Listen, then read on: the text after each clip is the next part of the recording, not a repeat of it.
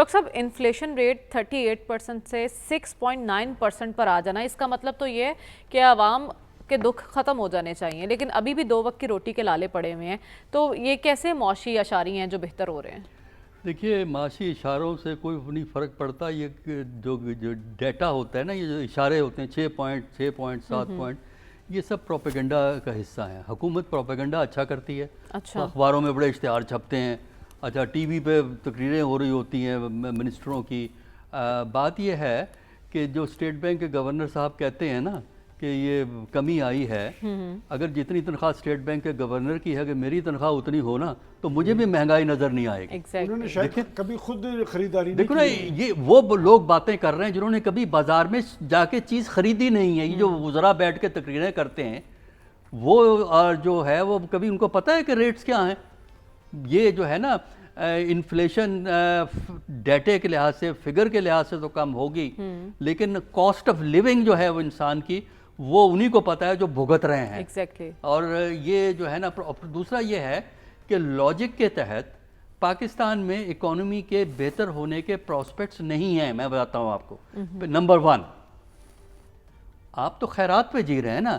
اب I am F سے ساتھ لے لیا، اب کچھ اور آپ مانگ رہے ہیں، آئی ایم ایف سے 1 بلین اور مانگ رہے ہیں، اس کے لیے ورلڈ بینک سے مانگ رہے ہیں، اور جو یہ آپ ہمارے وزیر خزانہ اور اسٹیٹ بینک والے اور فائنانس منسٹری والا کا ڈیلیگیشن جو واشنگٹن ڈی سی میں بیٹھا ہوا ہے، کیا وہاں وہ سیر کرنے گئے ہوئے ہیں؟ پیسے ہی مانگنے گئے ہوئے ہیں؟ دیکھیے میں آپ کو ایک بات بتاؤں کہ پاکستان کا ڈیفالٹ کرنے کا چانس پہلے بھی نہیں تھا، یہ پروپیگنڈا تھا جو حکومت نے کیا۔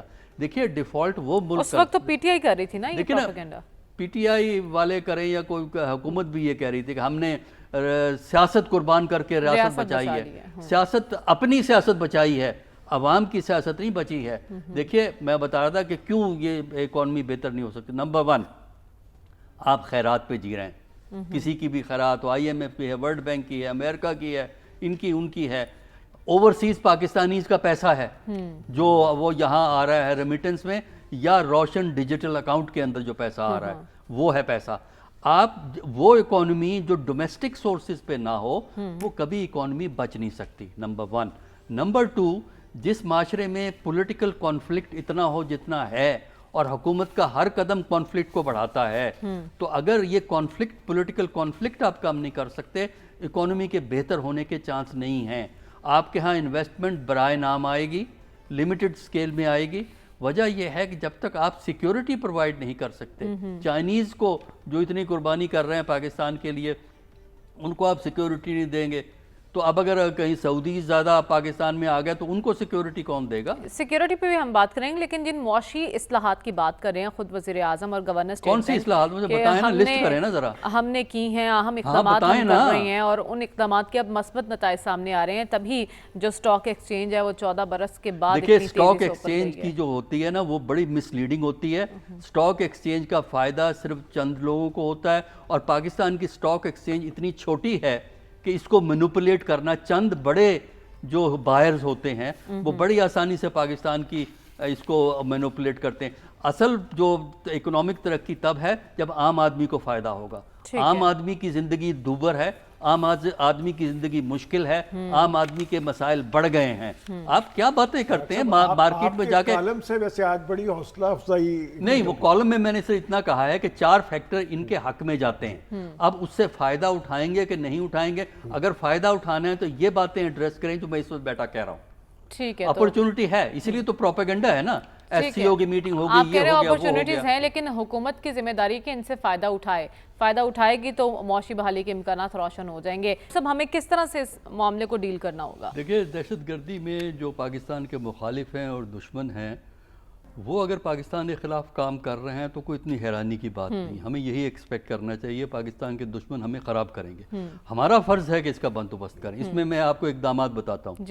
پہلی تو بات یہ ہے کہ جو پاکستان افغانستان بارڈر ہے اس کی سیکیورٹی کو بڑھائیں، اور اس میں مانیٹرنگ بڑھائیں، اور ہمیں یہ بتائیں کہ وہ فینس کا کیا رول ہے۔ ہم نے کہانی سنی تھی ایک فینس بن رہا تھا، 95% کمپلیٹ بھی ہو چکا تھا۔ ہاں پتہ نہیں وہ کیا ہے، کس طرح بارڈر کراسنگ کس طرح ہوتی ہے، نمبر 1۔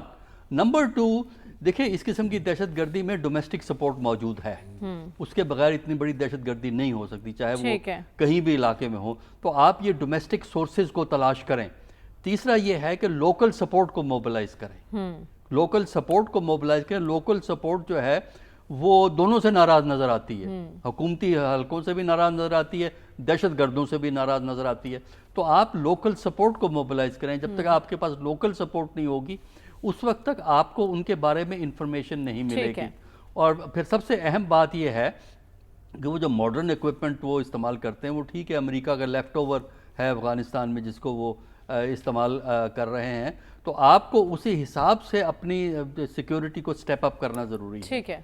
تو یہ باتیں ایسی اگر ان کو سامنے رکھیں گے تو میرا خیال ہے کہ بہتری کے امکانات ہیں. اپنی حکمت عملی کو اس انداز میں بدلنا ہوگا. لیکن پوائنٹ اب یہ ہے نا کہ اس کشیدگی کے خطے پر اثرات کیا ہوں گے ڈاکٹر صاحب؟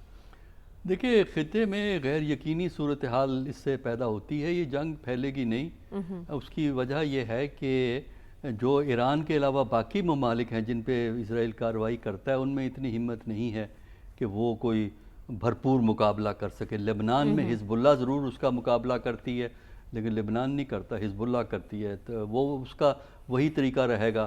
اس کے علاوہ جو ایران جو ہے وہ اس کا جواب دے گا کسی اپروپریٹ وقت پہ. جس طرح اسرائیل نے وقت لے کے پلان کر کے کام کیا ہے تو ایران بھی کرے گا. پاکستان کا ری ایکشن ظاہر ہے یہی ہونا تھا جو پاکستان نے دیا ہے. لیکن افسوس کی بات یہ ہے کہ جو عرب ممالک ہیں ان میں سے کوئی ملک بھی اوپنلی ایران کی سپورٹ کو آنے کو تیار نہیں ہے، جبکہ اسرائیل کے لیے فوری طور پہ امریکہ آ جاتا ہے مکمل سپورٹ کے ساتھ. اور عرب ملکوں کو یہ سوچنا چاہیے کہ یہ اس قسم کی جنگ سے انسٹیبلٹی جو پیدا ہوگی وہ ان کے اپنے مفادات کو بھی نقصان پہنچے گا.